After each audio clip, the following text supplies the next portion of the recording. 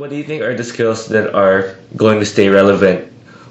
If the Philippines can create a super STEM-based workforce, it could lead the world in providing the right type of workers. Access to the internet means that skills can be accessed wherever they are on the planet.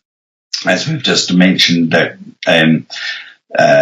skills will go to work will go to where the skills are. Look, the evolution of technologies for ubiquitous detail real-time reporting on everything means that almost every aspect of organisational life can be exquisitely documented and tracked. Organisations should plan for transparency from the outset in order to stay ahead. Concealing anything will become increasingly difficult. Avoiding accountability will also get harder, and moving operations somewhere else in the world in order to avoid accountability will not be a viable long-term solution. Companies that have tried to hide pollution, for example, by outsourcing polluting activities to subcontractors are likely to have to account for them ultimately. Organisations should err on the side of transparency, resorting to secrecy only when absolutely necessary as a last resort. Now is the time to examine all aspects of a company's organisations, from human resources to manufacturing and distribution, through the lens of transparency. Going on from that, hiring practices, training, management will draw from a deeper understanding of neuroscience and complex behavioural algorithms.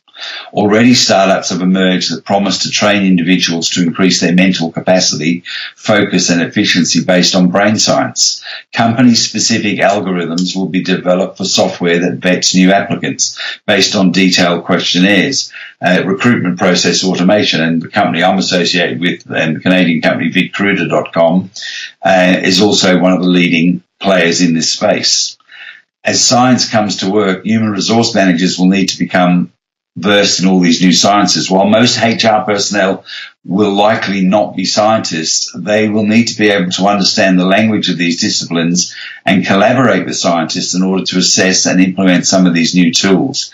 A manager may not know how to design what they call Monte Carlo simulations, and if anybody's interested, they could just Google Monte Carlo simulations to understand what that means, to optimize workflow.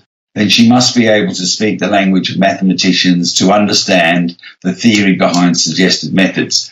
One huge area of opportunity is data analysts, which companies expect will help them to make sense of and derive insights from the oceans of data generated by technology disruptions. Now, that's an area of huge opportunity for the Philippines in terms of big data.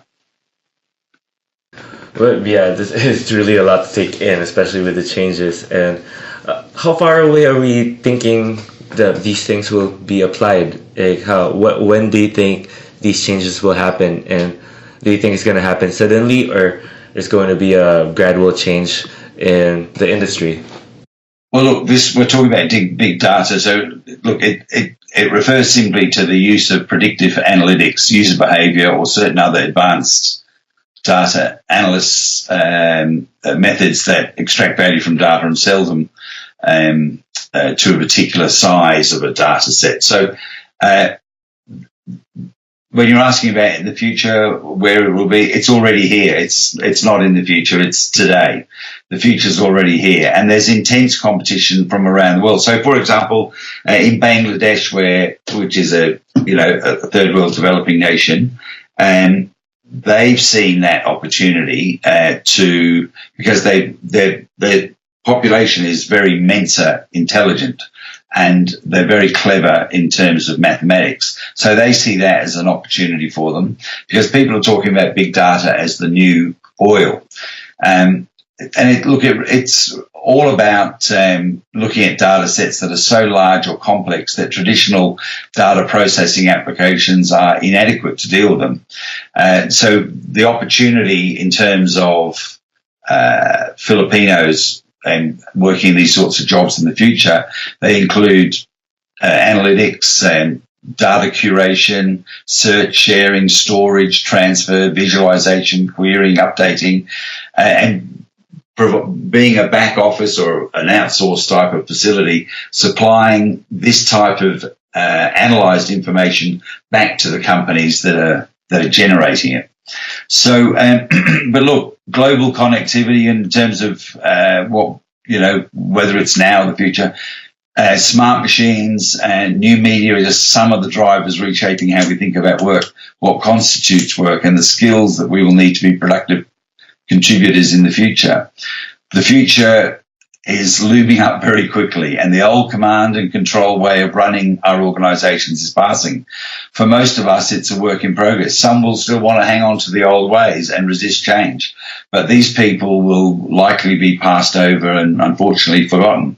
There's only one constant in business, and that is change. If you're not going forward, then you are going backward.